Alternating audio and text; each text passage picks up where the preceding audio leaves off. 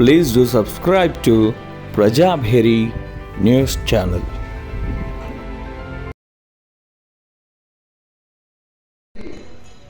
ఆశీర్వదించి నీవు తొట్టతొలి సంస్కృత కావ్యాన్ని రాయాలి, అది రామాయణము. రామాయణం అనే కావ్యాన్ని నువ్వు రచించి ఆశ్చర్యపడి ఆయన్ని దాంట్లో రెండో ఆ విధంగా శ్లోకం బయటకు వచ్చి అనుకోకుండా అతను కవి కాదంపై వాళ్ళు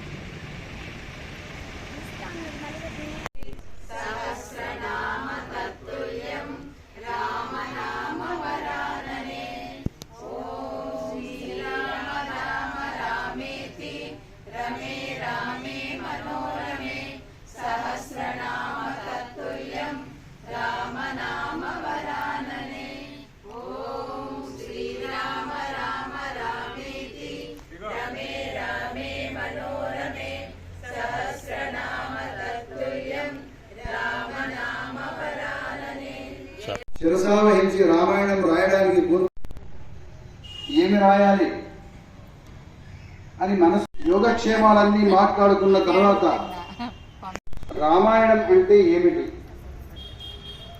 భగవద్ ఆదేశం ఏమిటంటే నన్ను రామాయణం రచించమని అన్నారు. అసలు ఆ కథ ఏమిటి, కళ్యాణం ఏమిటి అని వాల్మీకి నారద మహర్షిని అడిగితే నారద మహర్షి అంటాడంటే అది నీకు ఆ రామాయణము చిరస్థాయిగా నిలబడుతుంది. అది ఒక ఆదర్శ గ్రంథము. ఎందుకంటే రాముడు ఆదర్శ మానవుడు, అతని జీవిత చరిత్ర నువ్వు రాస్తావు అని చెప్పేసి ఆదేశించి రాయమని కొడుకొస్తాడు.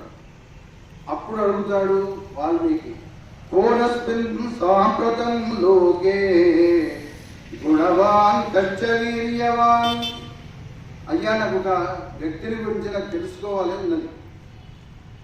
కోన్ అస్మిన్ లోకే, ఈ లోకంలో ఇప్పుడు, సాంప్రతం, ఈ లోకంలో ఇప్పుడు, కోన్ అస్మిన్ సాంప్రతం లోకే గుణవాన్ కచ్చ వీర్యవాన్. గుణవంతుడు, వీర్యవంతుడు, ధైర్యవంతుడు, ఆదరణీయుడు, ఆచరణీయుడు, చూడగానే అబ్బా అనిపించేంతటి అందం కలిగినటువంటి వాడు, తన ఆజ్ఞలను తానే పాలించేటువంటి వాడు, మాట తప్పని వాడు, నీతిమంతుడు, ధైర్యవంతుడు, ఇలాంటి 21 లక్షణాలతో కూడినటువంటి వ్యక్తి ఎవరైనా ఉన్నారా? ఉంటే ఆ వ్యక్తిని గురించి నేను చెప్తే ఆ వ్యక్తిని గురించి నేను రాస్తాను అని అడుగుతాడు వాళ్ళని. అప్పుడు నారదుడు ఏమంటాడంటే, తమరడిగిన సద్గుణములు సమసింపవు దివిషదితర సామాన్యులకు, గమనించిన కలడు కండు శమతమదయ సుగుణశీల సహితుడు ధాత్రి. మీరు అడిగినవి మామూలు విషయాలు కావు. మామూలు మనుషులకు అలాంటి గుణాలు ఉండవు. కానీ ఖచ్చితంగా అలాంటి గుణాలు 100% ఉన్నటువంటి వ్యక్తి ఒకతను ఉన్నాడు. అతన్ని గురించి నేను నీకు పరిచయం చేస్తాను. అతన్ని గురించే నువ్వు రాయాలి. అతడే రాముడు. అతడి యొక్క నడకనే రామాయణం. రామశ్చ అయనం రామాయణం. రాముని యొక్క నడక. ఇప్పుడు మనం ఉత్తరాయణం దక్షిణాయనం అంటాం చూడండి. సూర్యుడు ఉత్తరం వైపు నుంచి సంచరించే కాలము, దక్షిణం నుంచి సంచరించే కాలాన్ని ఉత్తరాయణము, దక్షిణాయనంగా పిలుస్తాం. అలాగే ఇక్కడ రామాయణం అంటే రాముడి యొక్క అయనం. అయనం అంటే ఇతని నడక. నడక అంటే పుట్టిన దగ్గర నుంచి అవతారం సాధించే వరకు జరిగేటువంటి సంపూర్ణమైనటువంటి యానము, ప్రయాణము, జీవన యానము, అదే రాముడి యొక్క అయనము. ఆ రెండు కలిపితే రామాయణము. రమ అంటే సీతాదేవి, లక్ష్మీదేవి యొక్క అవతారం సీతాదేవి, ఆమె యొక్క నడక. అంటే ఇక్కడ రామాయణం అంటే రాముడి కథ మాత్రమే కాదు, సీత కథ. రాముడి కథ అనే పేరుతోనూ సీత కథ రాస్తున్నావు, సీతమ్మ వారి కథ అని చెప్పి ఆశీర్వదిస్తారు. అప్పుడు ఆయన రాయడానికి పూనుకొని మరి అతని కథ ఏమిటంటే ఒక 100 శ్లోకాలలో రామాయణం మొత్తం చెప్పేస్తారు. షార్ట్ కట్, చిన్నగా, సంక్షిప్తంగా 100 శ్లోకాలు. ఆ 100 శ్లోకాలు మన వాల్మీకి రామాయణంలో మొదటి సర్గలో ఉన్నాయి. వాల్మీకి నారదుడికి జరిగేటువంటి సంభాషణలో ఆ 100 శ్లోకాలతో కూడినటువంటి రామాయణం ఉందని, దాన్నే బాలరామాయణం అని పిలుస్తారు. అందులో మొత్తం ఆ 100 శ్లోకాలు చదివితే మొత్తం రామాయణం చదివినట్టుగా. అన్ని కాండాలు చిన్న చిన్నగా 100 శ్లోకాలలో ఉంటాయి. ఈ బాలకాండ మొదటి సర్గలో 100 శ్లోకాలతో ఉంది. వాల్మీకి నారదుడు ఉపదేశించేటువంటి వృత్తాంతం. అలా రాముడి యొక్క చరిత్రను వాల్మీకి మహర్షి రాస్తాడు. మరి రాముడు దశావతారాలలో రామావతారం, కృష్ణావతారం విశిష్టమైనది. అంటే మిగతా విశిష్టమైనవి కాదని కాదు. కొన్ని అవతారాలు సంపూర్ణ అవతారాలు, కొన్ని అవతారాలు పరిపూర్ణ అవతారాలు, కొన్ని అవతారాలు తాత్కాలిక అవతారాలు, కొన్ని అంశకాలిక అవతారాలు. ఇలా భగవంతుని యొక్క అవతారాలు 4-5 రకాలుగా ఉంటాయి. అందులో పరిపూర్ణ అవతారము అంటే సంపూర్ణంగా జీవితాన్ని అనుభవించి ఆ జీవితాన్ని ప్రజలకు అందించేటువంటి వృత్తాంతము సంపూర్ణ అవతారము. ఈ సంపూర్ణ అవతారాన్ని ధరించేటువంటి దాంట్లో మనకు కృష్ణావతారము, రామావతారము వస్తాయి. సంపూర్ణ అవతారాలు ఇది రెండు కూడా. ఇప్పుడు నరసింహావతారం ఉన్నది, కేవలం 7 గడియలు మాత్రమే అక్కడ ఉన్నది. ఇక్కడ 7 గడియల కోసం అవతరిస్తాడు. ఆ 7 గడియలలోనే హిరణ్యకశిపుడిని సంహరించి, ప్రహ్లాదుని ఆదరించి, శిష్టుల్ని రక్షించి, ధర్మాన్ని స్థాపించి అవతారాన్ని చాలిస్తాడు. ఇదేమో సంపూర్ణమైనటువంటి అవతారం. మళ్ళీ ఈ 2 అవతారాలలో కూడా రామావతారము, కృష్ణావతారం రెండు కూడా నరావతారాలే అయినప్పటికీ రాముడు తాను మానవుడే అనుకున్నాడు, మానవుడిలాగానే జీవించాడు. కృష్ణుడు తాను దేవుడు అనుకున్నాడు, దేవుడిలాగానే జీవించాడు. అవసరమైన ప్రతి సందర్భంలో తన దైవత్వాన్ని ప్రదర్శిస్తాడు. ఎక్కడ అవసరమైతే అక్కడ తన దైవత్వాన్ని ప్రదర్శిస్తాడు. బాలకృష్ణుని యొక్క లీలలు పుట్టిన దగ్గర నుంచి చూసుకుంటే ప్రతి చోట కూడా తను దేవుణ్ణి అని చెప్పేసి నిరూపించుకుంటూ వెళ్తాడు. కానీ శ్రీరాముడు అలా కాదు. తాను ప్రతి చోట నరుణ్ణి, మానవుని, మనలాగా బట్టి మామూలు మానవుడిలాగా జీవితాన్ని ఆయన కొనసాగిస్తాడనమాట. ఇది రాముడికి కృష్ణుడికి ఉన్నటువంటి మధ్య భేదం. ఇక్కడ ఉండదు, ఎదురు అనేటువంటిది చెప్పడు. ఏది చెయ్యాలో చేస్తాడు. ఇది ధర్మం, ఇది చెయ్యాలి, చేసి తీరాలి అంతే. దానివల్ల ఏమవుతుంది అనేటువంటి ఆలోచన కూడా అతనికి ఉండదు.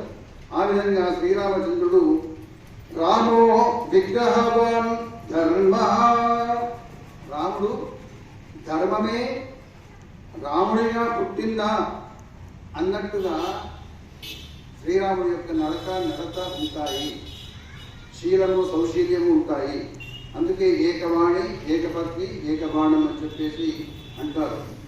మాట్లాడితే రామో భిన్నైర్న భాష్యతే, రామో భిన్నైర్న భాష్యతే. రాముడు 2 మాటలు మాట్లాడడు. భిన్నైర్న భాష్యతే అంటే 2 మాటలు మాట్లాడాడు, ఒకటే మాట మాట్లాడతాడు అంటాడట్లా. పట్టాభిషేకానికి సమయం ఆసన్నమైంది, పట్టాభిషేకం చేస్తామని చెప్పేసి దశరథుల వారు అన్ని ఏర్పాట్లు చేసిన తర్వాత ఆ ఆనందమైనటువంటి వార్తను కైకేయికి చెప్తామని చెప్పేసి వెళ్ళేసరికి ఆమె గృహంలోనే ఆమె వరాలు కోరడము, రాముణ్ణి అరణ్యాలకు పంపించాలి, తన కుమారుడు భరతునికి పట్టాభిషేకం చెయ్యాలి అని కోరితే దాన్ని తట్టుకోలేక దశరథుడు కింద పడిపోతాడు, మూర్ఛపడిపోతాడు. కానీ రాముడు వస్తాడు. తల్లి రాజు వివర్ణుడై ధరణిపై స్తంభించి దుఃఖాకృతాననుడై వాగురు మంచు నుండి అంటే ఇదేమన్యాయము చెప్పుమా. అమ్మా ఏమన్యాయం, ఏం జరిగిందమ్మా? నాన్నగారు ఇలా వివరణుడై నేల మీద ఎందుకు పడిపోయి ఉన్నాడు అని అంటే అడిగితే అప్పుడు కైకేయి చెప్తుంది. ఏం చెప్తుంది? నేను 2 వరాలు మునుపు నాకు ఇచ్చాడు, ఆ 2 వరాలను నేను అడిగాను.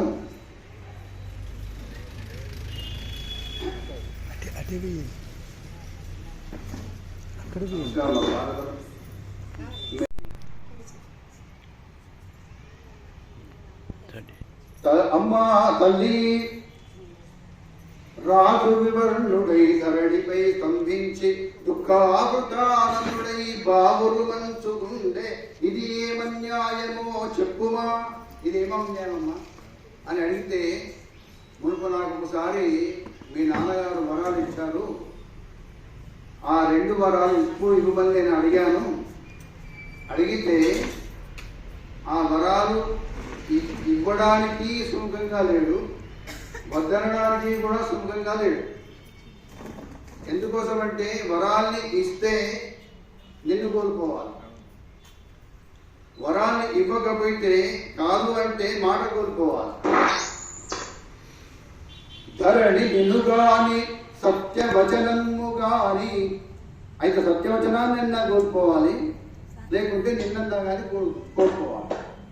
ఈ రెండిట్లలో ఏదో ఒకదాన్ని కోల్పోకుండా ఉండరాని సంకట పరిస్థితి వచ్చింది కాబట్టి రాజు మూర్ఛితుడయ్యాడు అని చెప్తే శ్రీరాముడు ఏమనుకోవాలి?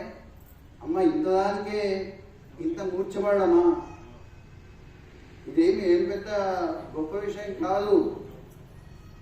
తల్లివి నీవు కోరుటదే, అమ్మవు నువ్వు కోరావు. తండ్రికి ధర్మము తండ్రికి ధర్మం దక్కాలి, నీ కోరినటువంటి నీ మాట కూడా చెల్లుబాటు కావాలి.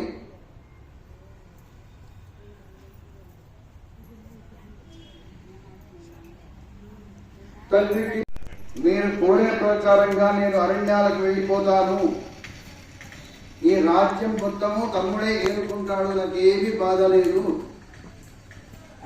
మీ మాటను నిలబెట్టడమే మాకు కావలసింది, ఉంటెంత ఉండకుంటేంత వాడు.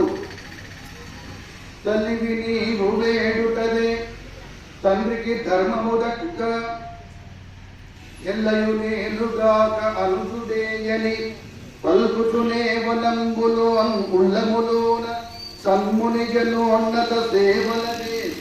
ఇక్కడ ఉంటే మీ సేవ చేస్తా, అరణ్యాలకు వెళ్తే మునుల యొక్క సేవ చేస్తా, ఎక్కడైనా కానీ నాకు సేవ దొరుకుతుంది. కాబట్టి మీ మాటనే చెల్లుబాటు కానివ్వండి, నేను అరణ్యాలకు వెళ్తాను. రాజ్య పట్టాభిషేకం ఇస్తారు అనే సందర్భంలో అరణ్యాల పరిస్థితి కానీ, మరి రాముడి యొక్క ధర్మ దీక్ష తల్లి ఎంత గొప్పది.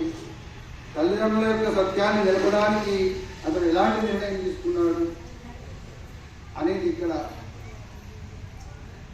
మనం ఆలోచించాలి. ఇక శ్రీరాముడు ప్రతి చోట మానవుడనే చెప్పి నిరూపించుకున్నాడు అనే ఒక మాట అన్నాం మనం. శ్రీరాముడు బాలుడుగా ఉన్నప్పుడే, 10-16 ఏళ్ల పిల్లవాడుగా ఉన్నప్పుడే విశ్వామిత్ర మహర్షి దశరథ మహారాజు దగ్గరికి వచ్చి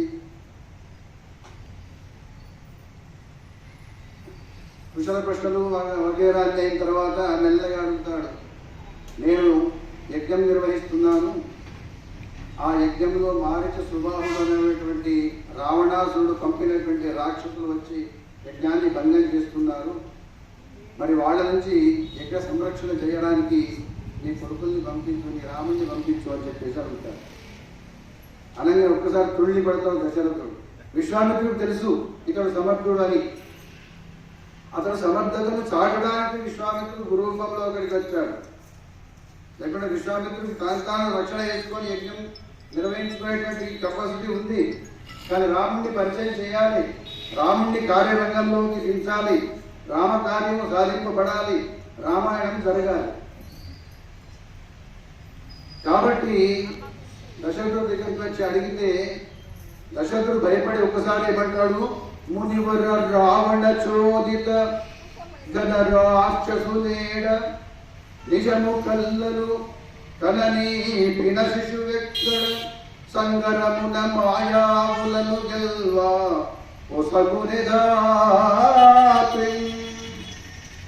మారీచ సుభాసుడు లాంటి ఆ రాక్షసులు ఎక్కడ, ఈ చిన్న పిల్లవాడు చెంపగిలితే పాలుగారేటువంటి వయసులో ఉన్న రాముడు ఎక్కడ, ఇతన్ని పంపడం దేనికి?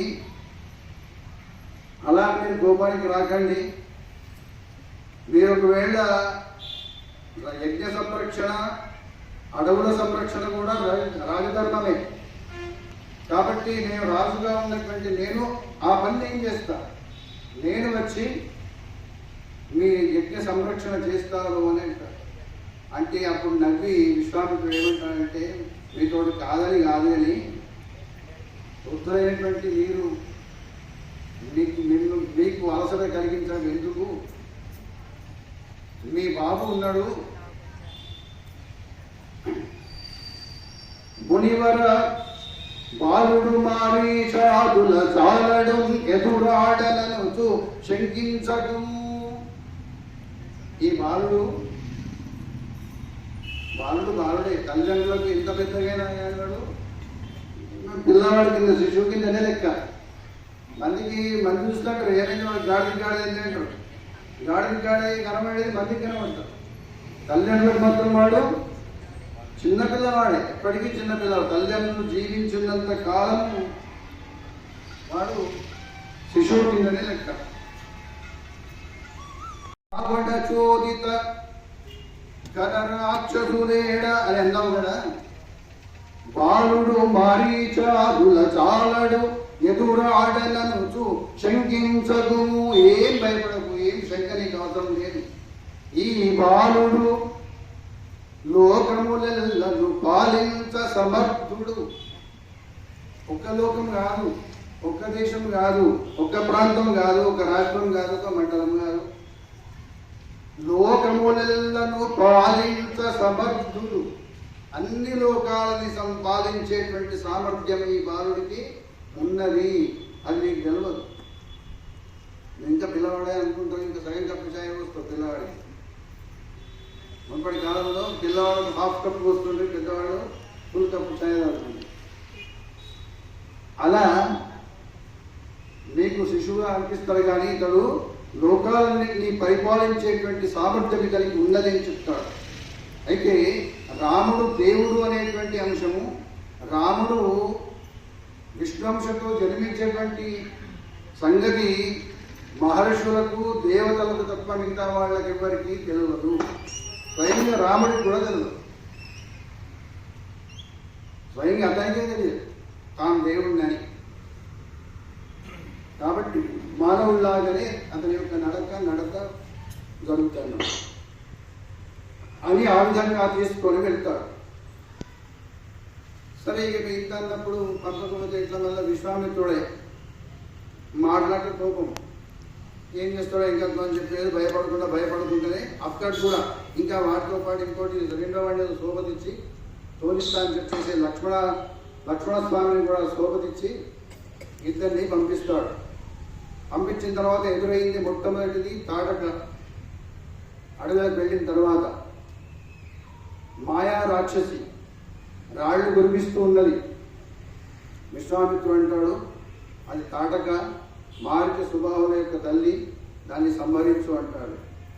రాముడు వెంటనే మొట్టమొదటిసారి ధర్మరక్షణ చేస్తూ ఉండేటువంటి సందర్భంలో నేను స్త్రీ హత్యకు పాల్పడాన్నా, ఇక్కడ ధర్మం చూడండి. ఎదుటికి వచ్చినటువంటి యుద్ధం ప్రకటించి ఎదుటి నిలిచినటువంటి వాళ్ళను మాత్రమే ఎదుర్కొని యుద్ధం చేయడం అనేటువంటి రాజధర్మం. అందులో మళ్ళా స్త్రీలైనప్పుడు మళ్ళీ ఆలోచించాలి. ఈమె ప్రచ్ఛన్నంగా కొనసాగిస్తున్నది స్త్రీ కాబట్టి వదారూరాలు కాదు అని చెప్పేసి నేను సంహరించను అంటాడు. గురువైనా సరే వద్దని చెప్తాడు. మళ్ళా గురువు ఏమంటాడు, నేను గురువును చెప్పుకుంటున్నా, చంపేయమని అంటాడు. అనగానే గురువాజ్ఞ అంటాడు. వెంటనే బాణం తీసుకొని సంహరిస్తాడు. అంటే తన ధర్మ ప్రతిజ్ఞకు ఎక్కడా కూడా భంగము వాటిల్లకుండా తన జీవితాంతం అలా నిర్వహించాడు శ్రీరామచంద్రుడు. మరి ఇది ఇలా అయినప్పుడు వాలిని ఎలా సంహరించాడు అని కొందరు ప్రశ్నిస్తారు. చెట్టు చాటు నుంచి సంహరించడం, చెప్పకుండా సంహరించడం, ఒకళ్ళ సైడ్ ఉండి సంహరించడం. కానీ బలవంతుడు బలహీనుడు ఇద్దరు కొట్లాడుకుంటూ ఉంటే తెలిసిన వాళ్ళు, సామర్థ్యం ఉన్నవాళ్ళు చూస్తూ ఊరుకుంటే అది కూడా ధర్మం కాదు, అది తటస్థత కానే కాదు. అది తప్పకుండా బలవంతుడి పక్షమే ఉంటుంది. వాలి బలవంతుడు, వరగర్వితుడు, దుర్మార్గుడు, తమ్ముని భార్యను అపహరించిన వాడు. అలాంటి వాడు బక్క చిక్కినటువంటి సుగ్రీవుణ్ణి ఎదురు కొడుతున్నాడు. అలా కొట్టివాడిని బలహీనుడి. తర్వాత ఇంకో విశేషం ఏంటంటే వారికి వరం ఎదురుగా ఎవరు వస్తే వాళ్ళ బలం కూడా సగం వీడికే వస్తుంది. అట్లా వాలి బలం డబల్ అయిపోతుంది. కాబట్టి ఎవరు అతనికి ఎదురుగా వెళ్ళి యుద్ధం చేయడానికి సామర్థ్యం ఉండదు. మరి ఈ సందర్భంలో ఏం చేయాలి, ఇక్కడ ధర్మసూత్రం ఏమిటి అని ఆలోచించినప్పుడు ఈ విధంగా ఆలోచిస్తాడు శ్రీరామచంద్రుడు. బలహీనుడు బలవంతుడు ఇద్దరు కొట్టుకునే సందర్భం వచ్చినప్పుడు తటస్థంగా ఉండడం అనేటువంటిది బలవంతుడి పక్షంలో ఉన్నట్టే సమానము. అది తటస్థత కాదు, అది బలవంతుడి పక్షం ఉన్నట్టే. కాబట్టి అక్కడ బలహీనుడిని సంరక్షించాలి. అది అధర్మం అయితే దానికి మళ్ళా విరుగుడు ఏదైనా చేయాలి. ఒకవేళ అధర్మం అయితే కానీ ముందు సంహరించాలి అని వాడి పాపపుణ్యాన్ని గణించి వాడు చేసిన దుర్మార్గాన్ని దృష్టిలో పెట్టుకొని చెట్టు చాటు నుండే సంహరిస్తాడు. ఎందుకంటే ఎదురుకు వెళ్తే ఇతర బలం కూడా అతనికి పోతుంది, కుదరదు అక్కడ. దానికి విరుగుడుగా ఏం చేస్తాడు మళ్ళీ, రామా నన్ను చెట్టు చాటు నుండి సంహరిస్తావా, ఇది ఎంత అన్యాయము, నువ్వు ధర్మమూర్తివి కదా అని వాలి అడిగితే వచ్చే జన్మలో ద్వాపరయుగంలో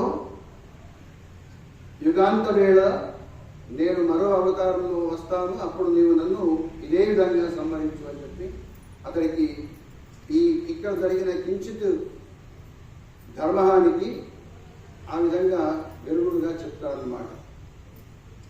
ఆ విధంగా శ్రీరాముడు ఎక్కడైనా కానీ తన యొక్క ధర్మనిరతిని కాపాడుకుంటూ వెళ్ళడం అనేటువంటిది మనకు రామాయణంలో ప్రతి అడుగులో గోచరిస్తుంటుంది.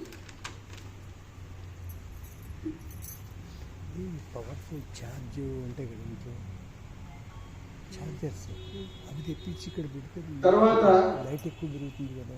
భరతుడు శ్రీరామచంద్రుడు అడవికి పంపబడ్డ తర్వాత భరతుడు వచ్చి చాలా అన్యాయం అమ్మా, తనకు రాజ్యం వస్తుందన్నా కానీ ఎంత చక్కని భరతుడు కూడా పాత్ర, ఎంత గొప్ప పాత్ర చూడండి. తనకు రాజ్యం వస్తుందన్నా కానీ ఇది అన్యాయము, పెద్దోడు మాత్రమే రాజ్యానికి రావాలి అని చెప్పి తల్లిని కోప్పడి ఈ అన్యాయాన్ని సహించను, ఆ రాముడిని నేను తీసుకొని వస్తాను అని తండ్రికి ఉత్తర కర్మాలు లాంటివి తాను చేయాల్సినవి మాత్రమే, ఇంకా మిగతా శ్రీరాముడు చేయాల్సినవి ఉంటాయి, పెద్ద కొడుకు అతను చేయాల్సినవి ఉంటాయి. ఇది చేసి వెంటనే వెళ్తాడు. వెళ్ళి రాముడి దగ్గర పోయి కాళ్ళ మీద పడేయమంటాడు. తమదగు రాజ్యలక్ష్మి వసుధావర నేను భరింపజాల. అది రాజ్యలక్ష్మి ఏది, నీ రాజ్యం నేను తీసుకోవడం ఏంటి, నాకు ఇవ్వడం ఏంటి. అతడు కూడా ఎంత నీతిగా ఉన్నాడు చూడండి ఇక్కడ. తమదగు రాజ్యలక్ష్మి వసుధావర నేను భరింపజాల. ఓ శమధమ సద్గుణాన్విత విశాలమతీశ్వర నీవుగాక. సత్సమధిక ద్రవ్య సంపదలు గల్గ ప్రజాళి రక్షణ క్రమము నిరుంగమన్యులము రాగదవే ఇక భక్త వత్సల భ్రాతృవత్సల. అది రాజ్యలక్ష్మి నీది అన్నా, నేను తీసుకోవడం సరైనది కాదు, మీరే రావాలి. ఇంత విచిత్రం చూడండి. ఇక్కడ అతనికి ఇతను విడిచిపెట్టి వచ్చాడు, అతను దాన్ని తీసుకోకుండా నువ్వే తీసుకోవాలంటున్నాడు. ఎంత ధర్మము, ఎంత న్యాయము, ఎంత నీతి నడకలు నడతలు. అందుకే వాళ్ళు ఆదర్శ పురుషులు అయ్యారు. జగాలు మారినా కానీ చిరస్థాయిగా ఉన్నారు. అప్పుడు రాముడు ఏమంటాడో తెలుసా? కులధర్మంబులు విస్మరించి పలుకన్ గుర్తింపు మా పాపము. ఇది మన ధర్మం నాన్న. కులధర్మాన్ని ఇప్పటికి కూడా విడిచిపెట్టకూడదు. పరధర్మో భయావహ. దాన్ని విస్మరించడం మంచిది కాదు.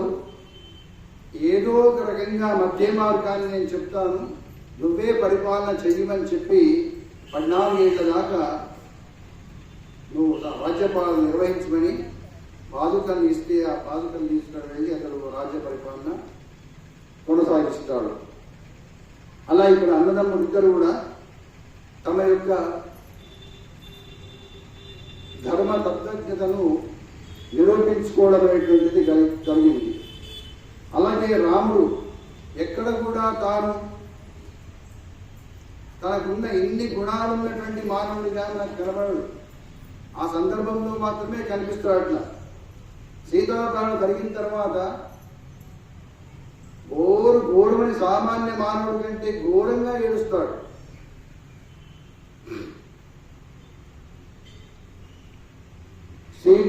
సీతమ్మలేని శ్రీరామచంద్రుడు దీపికలేని మందిరము బోలే. దీపము లేనటువంటి మందిరం లాగా తన మనస్సు ఉండిపోయింది. దీపము లేనటువంటి గుడిలాగా ఉంది. బాధపడుతూ ఆమె కోసం అని చెప్పేసి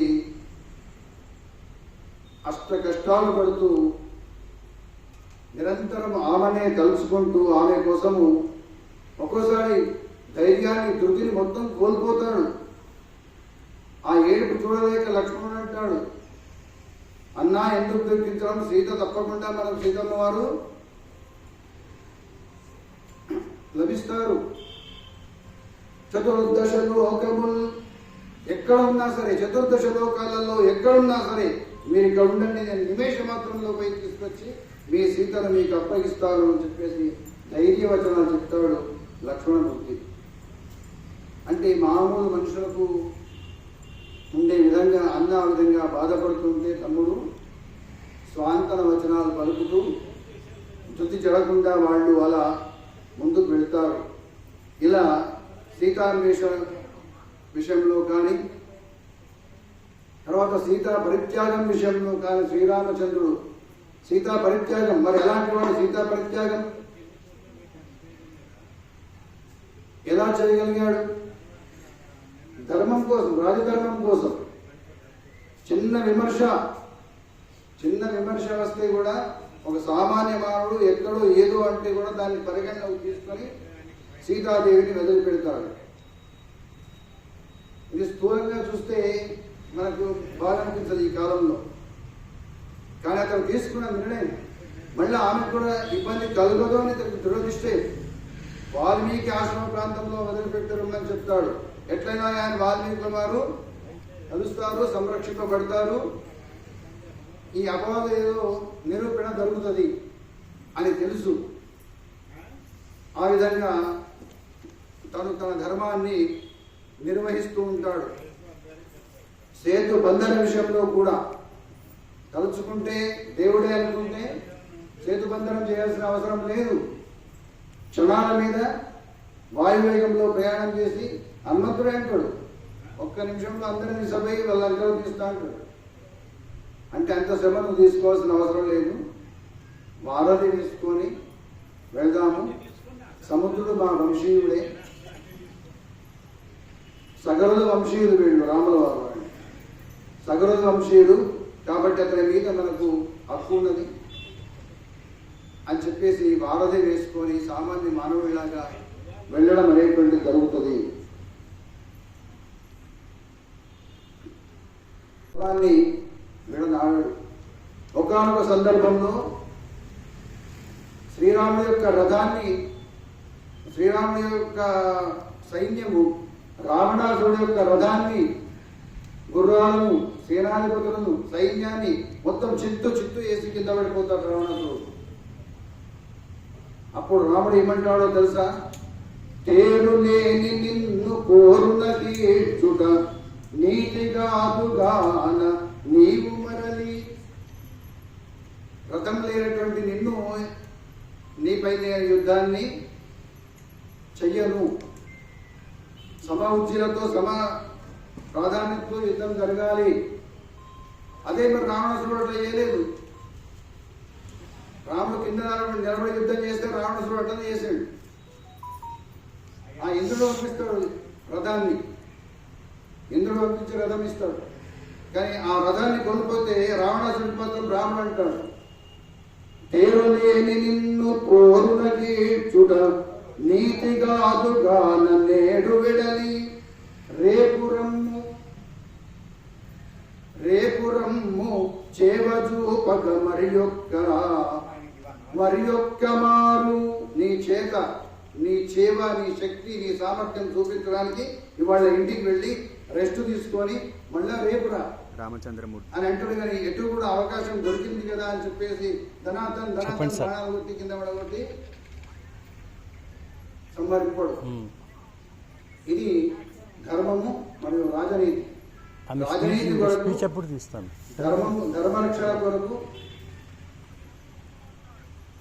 అవతరించినటువంటి వ్యక్తిగా తన ధర్మాన్ని ప్రతి చోట కూడా మనకు నిరూపిస్తాడు. తర్వాత చిన్న అధికారం దొరికినా కానీ దాని వెంబడి పడుతుంది. ఇప్పుడు మనం చిన్న అధికారం గెలిపించి తాము గెలుచుకున్నటువంటి రాజ్యాలు ఇన్ని దొరికినా కానీ ప్రతి రాజ్యాన్ని కూడా వాళ్ళకి ఇచ్చి తాము యథావిధిగా వెళ్ళిపోతారు అన్నమాట. ఇక్కడ రాజధర్మం అనేటువంటిది మనకు ప్రస్ఫుటంగా కనిపిస్తుంది. అధికారం అనేటువంటిది తన రాజ్యాన్ని భరతుడికి ఇచ్చే సందర్భంలో కానీ, తాను గెలిచిన వనచర రాజ్యాన్ని సుగ్రీవుడికి ఇచ్చే సందర్భంలో కానీ, తాను సాధించిన లంకా సామ్రాజ్యాన్ని విభీషణుడికి ఇచ్చే కానీ,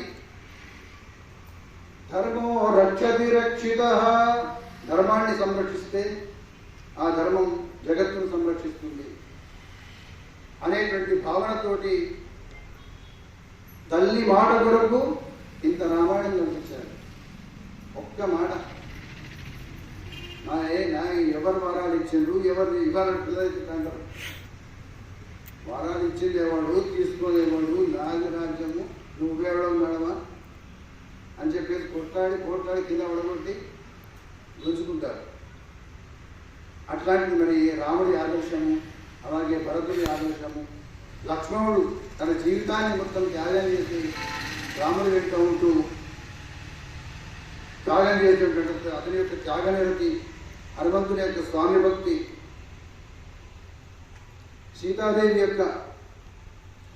కూడా సాధారణంగా అత్తగారింట్లో బీదర్గం సంప్రాప్తించినప్పుడు తల్లిగారు వారు వచ్చి తీసుకువెళ్తారు. ఇక్కడ జనకుడు వచ్చి అమ్మ మన ఇంటికి పోదనుకున్న రోజు అని అంటే నేను రాను అంటే రాముడు వెంటనే ఉంటాను, ఇదే నా ఇల్లు అని సీతమ్మ వారు అలా మాట్లాడతారు. అలాగే అరణ్యానికి వెళ్ళే సందర్భంలో కూడా రాముడు అరణ్యానికి వెళ్తున్నాడు అని చెప్పగానే తెలియక ముందే అసలు అరణ్యానికి పంపించేది ఓన్లీ రాముడిని మాత్రమే, వరం ప్రకారంగా వీళ్ళిద్దరిని పంపించేది లేదు. కానీ వెంటనే బలకరాలు వేసుకొని వస్తాయి. మొత్తం అంతకుముందు రాణిగా నగలు అవి దగ్గర పెట్టుకొని తయారైనటువంటి మనిషి ఒకేసారి మొత్తము ఆభరణాలన్నింటినీ తొలగించుకొని నార వస్త్రాలు కట్టుకొని వస్తుంది.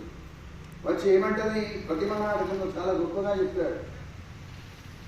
ఈ దారుని గూలదాలతయు తద్గతి చెందు మహీరంబుతో చేరని పంక్తి రూపమున చెక్కి తపించిన హస్తిగూడి. బురదలో మగ ఏనుగు కూరుకుపోతే ఆడ ఏనుగు చూస్తూ వెళ్ళిపోతుందా? చెట్టు కూలబెడితే దాని కొమ్మ పక్కకు వెళ్ళిపోతుందా? ఈ తీరనువర్తనంబు పతివ్రత ధర్మము ప్రస్తుతింపగం. ఇది పతివ్రత ధర్మం. కాబట్టి నేను కూడా ఆయన వెంటనే అడవులకు వెళ్తాను. నేను అడవులో ఉంటే కూడా ఆయన వెంట ఉంటే అది అయోధ్యనే, అయోధ్యలో ఉంటే కూడా ఆయన లేని నాకు ఇది అడవే అన్నట్టుగా చెప్తుందన్నమాట. చెప్పుడు మాత్రమే కాదు, చేస్తారు, చేసి చూపిస్తారు, చేసి నిలబడతారు. మళ్ళీ చేసింది చేసినమా అని అనరు. చేసింది చేసినమా అని అంటే మళ్ళీ అహంభావం అయిపోతుంది. అహంభావం అంటే నేను నాకు నేను చెప్పలే, అట్లా అయితే నేను చెప్పాను, ముందే చెప్పిన, మీరు విన్నారా అనుకుంటున్నారు. నేను అనేటువంటి మాట పనికిరాదు, అహంభావానికి చిన్న. అహంభావం ఒకటి వచ్చింది అని అంటే అధపాతాళమే. కాబట్టి ఇంత నడిచినా కానీ, మేము నడిచినామని కానీ, మేము చేసినామని కానీ, మాలా మీరు నడవాలని కానీ ఎక్కడా ఒక్క మాట కూడా చెప్పారు. ఇది రామాయణంలో మనకు రోజులకు రోజులు చెప్పుకున్నా కానీ, యుగాలకు యుగాలు చెప్పుకున్నా కానీ గొడవనటువంటి ధర్మం, గొడవనటువంటి నీతి. అలాంటి రాముడి చరిత్ర మనకు ఆదర్శము, రాముడు ఆదర్శమానవుడు. ఈనాటి ఈ కార్యక్రమాన్ని స్వస్తి ప్రజాభ్య పరిపాలయంతాం న్యాయేన మార్గేణ మహిం మహేషః గోబ్రాహ్మణేభ్యశ్చ శుభమస్తు నిత్యం లోకస్తమస్తాః సుఖినో భవంతు. కాలే వర్షతు పర్జన్యః పృథివీ సస్యశాలినీ దేశోऽयं క్షోభరహితో బ్రాహ్మణ సంతు నిర్భయాః అపుత్రః పుత్రిణः సంతు పుత్రిణः సంతు పౌత్రిణः అధరः సద్ధరः సంతు రక్ష రక్షో జనార్దనః. హరి ఓం తత్సత్. అయోధ్యానగర్ కాలనీలో మరి పుణ్యదంపతులు బాలయ్య గారు, సరోజమ్మ గారు మనందరి జీవితాలు చేతార్థం కావడానికి చక్కగా శ్రీరామనవమి పండుగని కన్నుల పండుగగా చాలా చక్కగా జరిపిస్తారు. దాంతో పాటుగా 7 రోజుల సప్తాహం కూడా ఈరోజు వచ్చినటువంటి మహేష్ బాబు పండితులందరినీ కూడా చక్కగా పిలిపించి మనకు ధర్మం ఏంటి, మన సనాతన ధర్మం ఏంటి, రామాయణం అంటే ఏంటి అని చక్కగా వారి ద్వారా వినడానికి, విని మనం తరించడానికి చక్కటి కార్యక్రమాన్ని ఏర్పాటు చేసినందుకు ముందుగా వారికి ధన్యవాదాలు తెలియజేస్తున్నాను. అలాగే ఇక్కడికి విచ్చేసిన అందరికీ కూడా నమస్కారాలు. జై శ్రీరామ్. తిరుపతి దేవస్థానం వారు ప్రతి సంవత్సరం కూడా వారి హిందూ ధర్మ ప్రచార పరిషత్కి మన హిందూ ధర్మాన్ని, మన యొక్క ఏవైతే ఈ జీవిత చరిత్రలు ఉన్నాయో ప్రతి ఒక్కరికి కూడా మనం తెలుసుకోవాలి, మన జీవితాన్ని అన్వయించుకొని మన జీవితాలు సార్థకం చేసుకోవాలని ఈ కార్యక్రమాలు వారు ఏర్పాటు చేసినందుకు కూడా వారికి కూడా ధన్యవాదాలు. ఇక చెప్పేదేం లేదు, మీ అందరికి కూడా తెలుసు, రామాయణం గురించి తెలుసు. ఇప్పటివరకు చాలా చక్కగా చెప్పారు పంతులు గారు. మనము ఏదైతే ఇప్పటివరకు విన్నామో మనందరికి కూడా తెలుసు, శ్రీరాముడు అంటే నిజాయితీకి, ధర్మానికి ప్రతీక. తండ్రి మాట జవదాటకుండా 14 సంవత్సరాలు వనవాసం చేసి తిరిగి వచ్చిన తర్వాత కూడా దేనిని ఆశించకుండా, ఏ మాటను ఎవరైతే బయట వాళ్ళు అన్నారో ఆ మాటను కూడా సరైన పద్ధతిలో నిరూపించి చూపిస్తానని తన భార్యను కూడా అగ్ని పరీక్ష పెట్టి అన్నింటిలోనూ కూడా సమన్యాయాన్ని, ధర్మాన్ని చాటి చెప్పినటువంటి గొప్ప పుణ్యమూర్తి శ్రీరామచంద్రుల వారు. ఆయన సతీమణి సీతామహాతల్లి కూడా ఇదేనికి జంగకుండా, ఏ దాని మీద కూడా భర్తను అనుమానపరచకుండా, అలాగే కోప్పడకుండా ఏది చెప్తే అది శిరసావహించి చాలా చక్కగా తన ధర్మాన్ని, తన పాతివ్రత్యాన్ని నిరూపించుకున్నటువంటి సాధ్యమని సీతమ్మ గారు. లక్ష్మణుడి సంగతి కూడా తెలిసిందే. అన్నకు దగ్గ తమ్ముడు, అన్నే తండ్రి కన్నా ఎక్కువ అని ఆయన అడుగుజాడల్లో ఆయనలాగా ధర్మాన్ని నిరూపించుకుంటూ వెళ్ళడానికి శాశక్తుల ప్రయత్నం చేసినటువంటి వ్యక్తి. చిన్నవాడు భరతుడు కూడా వారందరితో పాటుగా ఏదైతే అన్న చేస్తున్నాడో అదేవిధంగా వారితో సమానంగా నేను కూడా నాతో కలిగింది చేస్తానని తను ఊర్లో రాజ్యంలో ఉన్నప్పటికీ కూడా ఆ యొక్క సింహాసనాన్ని అధిష్ఠించకుండా అన్నగారికి వదిలిపెట్టి రాజ్యాన్ని పాలించినటువంటి మహనీయులు భరతుడు.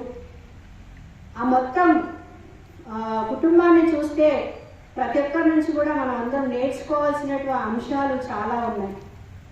ఈ రోజుల్లో చూసుకుంటే తల్లిదండ్రులు చెప్పిన పిల్లలు వినడానికి కూడా సుముఖంగా ఉండడం లేదు. తల్లి ఒకటి చెప్పిందంటే పిల్లలు ఒకటి మాట్లాడతారు, తండ్రి ఒకటి చెప్పారంటే పిల్లలు వినరు. ఈ రోజుల్లో ఈ కలియుగంలో ఇప్పుడు ఇలాంటి రామాయణమే కానివ్వండి, ఇలాంటి మహాపురుషుల యొక్క చరిత్రలు తెలుసుకోవాలి, పిల్లలకు కూడా తెలియజెప్పాలి.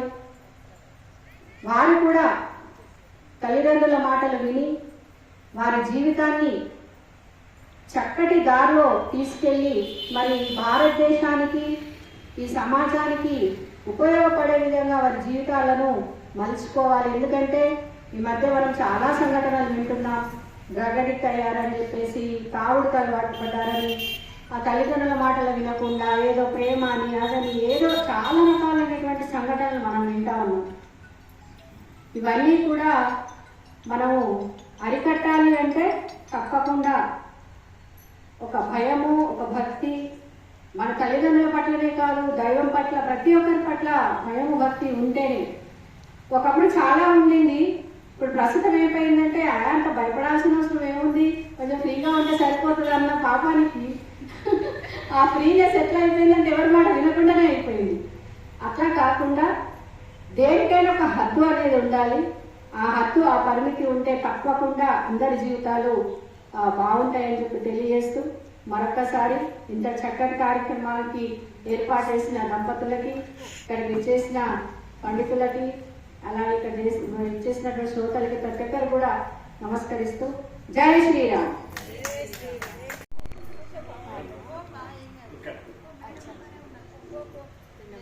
ఇప్పుడు నిన్న మనకి ఈ నవరాత్రులు అటువంటి ఆ సందర్భాలన్నీ కూడా మనకి వివరంగా ఎక్స్ప్లెయిన్ చేశారు గణపతి శర్మ గారు. వారు కూడా ఇవాళ ఉన్నందుకు వారిని కూడా 2 మాటలు చెప్పవలసిందిగా ప్రార్థించారు. జై శ్రీరామ్. నమో వెంకటేశాయ.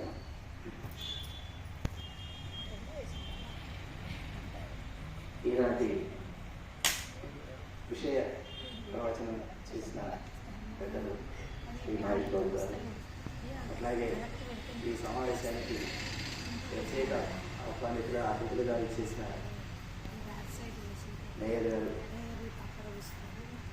అలాగే సభలో ఆశీనులైన అందరికీ నమస్కారం. రామో విగ్రహవాన్ ధర్మ. రాముడు సాక్షాత్తు ధర్మస్వరూపుడే. ఆ విషయాన్ని ఇందాక నాయకుడు గారు సక్రమంగా సరైన విధానంగా సమయానికి తగినట్టుగా వివరించారు. నిజానికి ఒక్కొక్క పాత్రల గురించి చెప్పుకోవడానికి ఒక రోజు కూడా సరిపోదు. అలాంటి దాన్ని మొత్తం రామాయణంలోని వివిధ అంశాలని తీసుకొని రాముడి పాత్రను, తర్వాత లక్ష్మణుని పాత్రను, సుగ్రీవుని పాత్రను, ఇలాంటి వాటి అంశాలని సక్రమంగా వివరించారు. ఇవి తర్వాత దాంట్లోకి మార్గదర్శకంగా ఉంటాయి. ఇవి ఎప్పటికీ అందరికీ ఆచరణ యోగ్యమైనవి. ఇంత మంచి అవకాశాన్ని మనందరికీ ఇచ్చినందుకు ప్రత్యేకంగా ధన్యవాదాలు. సప్తాహ కార్యక్రమం ఇక్కడే జరిపించడం జరిగింది. ఈ సంవత్సరం కూడా ఇక్కడే ఏర్పాటు చేయడం జరిగింది. ఎందుకంటే ఈ దేవాలయంలో స్థలం అది బాగున్నది, ఇక్కడ మంచిగా ఏర్పాటు, చుట్టుపక్కల భక్తులు కూడా బాగా ఉన్నారు వచ్చే రావడానికి. అందువల్ల ఈ సంవత్సరం కూడా మళ్ళీ ఇక్కడే ఏర్పాటు చేయడం జరిగింది. ఇవాళ 2వ రోజు మనం ఈ కార్యక్రమాన్ని జరుపుకున్నాము. ఈ రోజున మేయర్ గారు కూడా రావడం మనకి చాలా సంతోషకరమైన వార్త. ఈ తిరుపతి దేవస్థానం వారు హిందూ ధర్మ ప్రచారం విషయంలో ప్రతి నెల ఇటువంటి స్పెషల్ కార్యక్రమాలే కాక ప్రతిరోజు ఆంధ్ర, తెలంగాణ, కర్ణాటక, తమిళనాడు 4 రాష్ట్రాల్లో కూడా ప్రతి గ్రామంలోనూ కార్యక్రమం పెడతాం. ఈ నిజామాబాద్ జిల్లాలో కూడా ఇప్పుడు అనేక సంవత్సరాలు బట్టి రోజు ఏదో ఒక ఊర్లో కార్యక్రమం ఉంటుందమ్మా. మామూలుగా ఉపన్యాసం భజన మండళ్ళు 1100 ఉన్నాయి నిజామాబాద్ జిల్లాలో. తిరుమల తిరుపతి దేవస్థానం వారు రిజిస్టర్ చేసిన భజన మండళ్ళు.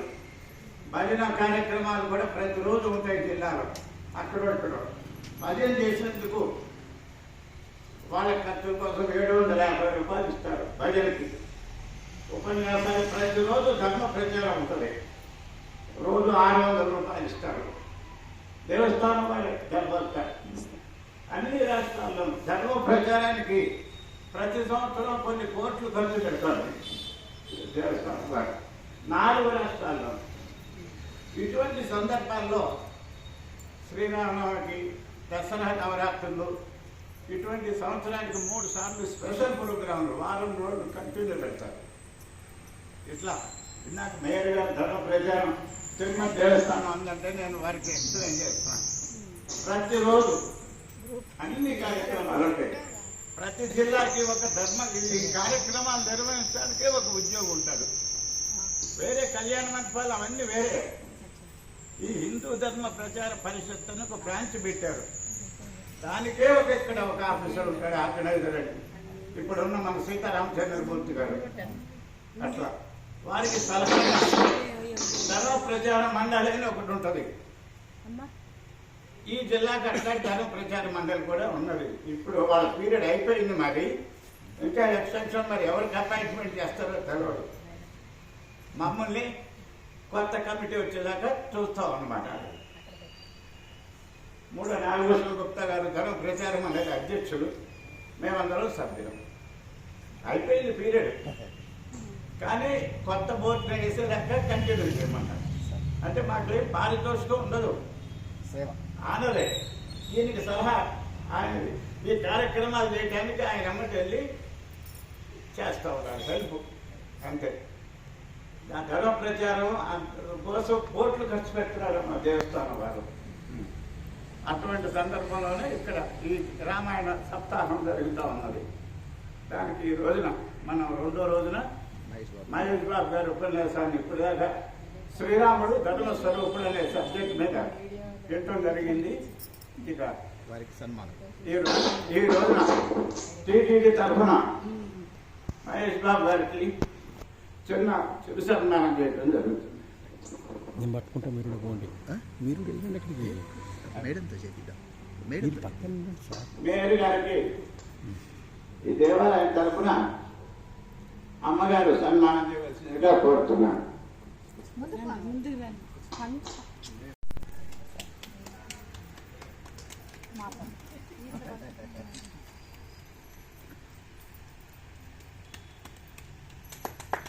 అవన్నీ దేవాలయం తరఫున జరిగినాయి. టీటీడీ తరఫున ఇప్పుడు మహేష్ కుమార్ గారికి మీరు సైడ్కి ఉండాలి.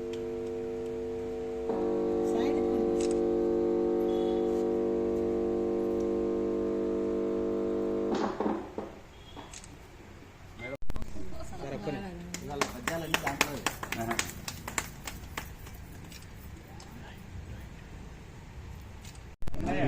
ఉన్నాయి. ఒక్క విషయం, తిరుపతి దేవస్థానం వాళ్ళు ఎన్నో ఫండ్స్ ఎన్నో ప్రోగ్రామ్స్ అన్నారు. అటువంటివి మాకు తెలియకున్నాయని మాధవరావు గారు మాకు అండగా నిలబడి అన్ని చెప్తే మాకు ఇంటికి వచ్చి మాధవరావు గారిని ఒకటే మనం చేస్తున్నామంటే లైన్లో ఉండండి. మాకు తెలియని వచ్చి చెప్పాలి అని మాకు తండ్రి లాంటి వాడు.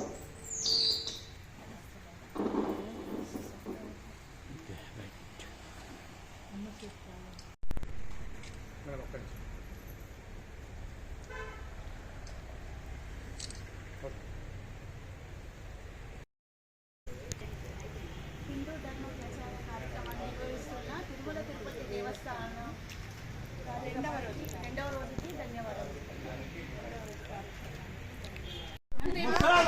సంపాదన పోయినాక గడ నుడికిన మగని చూసి నడ పీనుగు వచ్చి నడిచి చిరాకు పడితే అన్నాడు.